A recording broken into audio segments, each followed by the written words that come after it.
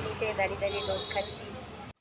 নমস্কার বন্ধুরা, আমি কাকলি। আশা করি তোমরা সকলেই খুব ভালো আছো। প্রচণ্ড ঠান্ডা পড়েছে আর সবাই নিশ্চয়ই ঠান্ডাটাকে খুব এনজয় করছো। যারা বয়স্ক মানুষ তাদের একটু কষ্ট ঠিকই, তো ঠান্ডাকালটা কিন্তু আমার কাছে খুব ভালো লাগে। তো চলো, আমি বর্ধমানে এসেছিলাম বাবা মায়ের কাছে। তো এর আগে আমি বর্ধমানে মেলার ভিডিও তোমাদের সঙ্গে শেয়ার করেছি, তোমরা দেখে নিও। তো আমার মায়ের হাতের আজকে একটা রেসিপি তোমাদের সঙ্গে শেয়ার করব। তো চলো, কী রেসিপি শেয়ার করছি সেটা অবশ্যই দেখো। পুরো ভিডিওটা দেখার অনুরোধ রইল, সঙ্গে থাকো।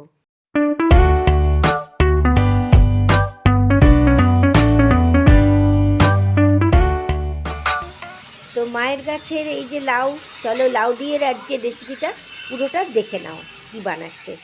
মায়ের গাছের লাউ লাউ কেটে নিয়েছে, দেখেছো? বড় বড় করে লাউ কেটে নিয়েছে।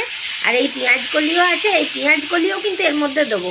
এই মায়ের রান্নার হচ্ছে এইসব নানান রকম কায়দা কানুন করে দেয়, মানে একঘেয়ে এক ধরনের রান্না কিছু করে না, যে যখন যেরকমভাবে পারে মন হয় করে দেয়, আর খেতে কিন্তু দারুণ হয়। চলো দেখি আজকের রান্নাটা দেখে নিই। এই যে ল্যাটা মাছ, এইগুলো আজকে এই ল্যাটা মাছ দিয়ে হবে লাউ। তো চলো মায়ের হাতের নতুন রকম রান্নাটা একটু দেখি। এইদিকে দেখো তেল গরম হয়ে গেছে, মাছগুলো ছেড়ে দিল। আর এই দেখো মশলা, এর মধ্যে আছে আদা বাটা, বাবারে জিরে, জিরে গুঁড়ো, ধনে গুঁড়ো, আর একটু কাশ্মীরি লঙ্কার গুঁড়ো, হলুদ গুঁড়ো, এই দিয়ে মানে এটা মেখে ভিজিয়ে রেখে দিয়েছে। আর এই দেখো আবার মটরশুঁটিও দেবে। আর এই যে মাছ ভাজা চলছে। আবার এই দেখো গাজরের মধ্যে একটু গ্রেট করে দিতে বললো। সবই উদ্ভট উদ্ভট বুদ্ধি খাটিয়ে এইসব রান্না করে।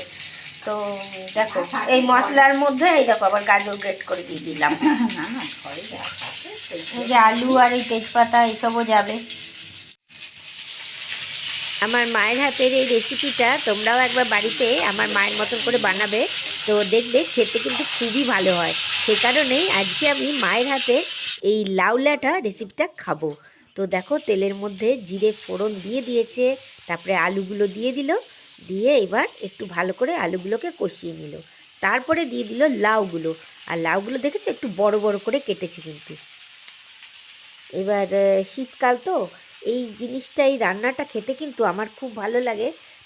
আমাদের এখানে সবসময় এই লাউয়ের সঙ্গে ল্যাটা ল্যাটা মাছটা পাওয়া যায় না, তো এখানে পাওয়া গেছিলো বলে খুব ভালো কম্বিনেশন হয়ে গেল। তাই রান্নাটা মাকে বললাম তুমি একটু করো, আমি একটু শিখে নেব। তাই তোমাদের সঙ্গে শেয়ার করলাম মায়ের হাতের রান্নাটা। তো দেখো একটু তেজপাতাটা দিয়ে দিল, এবার দিয়ে দিল হলুদ। আর এই দেখো আবার টমেটো ঘষতে শুরু করে দিয়েছে। টমেটোটাও দেবে এই মশলাটার মধ্যে। মশলা রেডি।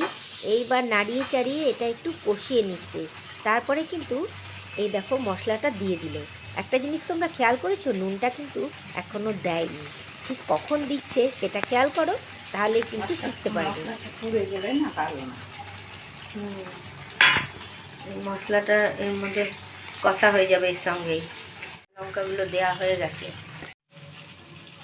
কি সুন্দর একটা গন্ধ বেরোচ্ছে গো। দেখো পেঁয়াজগুলি আর মটরশুঁটিগুলো দিয়ে দিয়েছে। এইবার দেখো নুন দিচ্ছে। খেয়াল করলে নুনটা কিন্তু মা পরে দিল। একটু অল্প দিয়ে দাও তাহলে। দেখো কি দারুণ কালারটা এসেছে। কি গো বন্ধুরা, রেসিপিটা ভালো লাগছে তো? চলো আরেকটু দেখে নাও। এই যে জল গরম একটু এর মধ্যে দিয়ে দিচ্ছে। বাস, মাছটা কখন দেবে মা? আচ্ছা,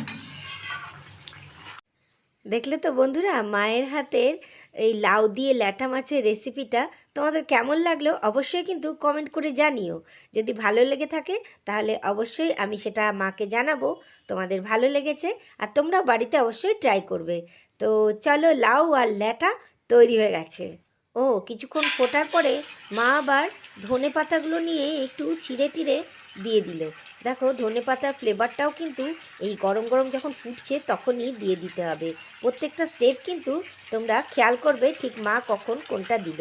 তো যাই হোক বন্ধুরা, এতক্ষণ ধরে আমার মায়ের এই রেসিপিটা তোমরা দেখলে, এর জন্য তোমাদেরকে অসংখ্য ধন্যবাদ। আর এইভাবেই সঙ্গে থেকো, পাশে থেকো। তো কীরকম লাগলো রেসিপিটা অবশ্যই কমেন্ট করে জানিও। ভালো লাগলে আমার চ্যানেলটা সাবস্ক্রাইব করে তার পাশে বেল আইকনটা আর অল নোটিফিকেশানটা অবশ্যই অন করে দিও। তাহলে চলো এবার তোমাদেরকে দেখাই দুপুরের মেনুটা।